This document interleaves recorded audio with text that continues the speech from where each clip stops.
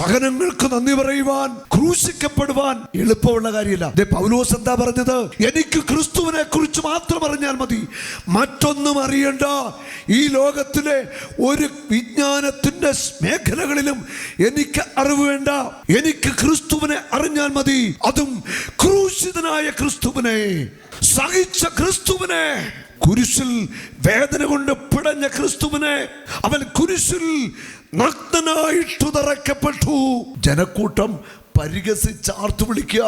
2 കൈകളിലും ആണികൾ അടിച്ചുറക്കിരിക്കുക. ആ കൈകളൊന്നെടുത്ത് തൻ്റെ നഗ്നത ഒന്ന് മറയ്ക്കാനായിട്ട് നിനക്ക് ജീവൻ തന്ന, നിനക്ക് രക്ഷ നൽകുന്ന, നിനക്ക് സൗഖ്യം നൽകുന്ന യേശുവിന് പറ്റുന്നില്ല. ആ യേശുവിനോട് ജീവിക്കാൻ നിങ്ങളിൽ എത്ര പേര് തയ്യാറുണ്ട്?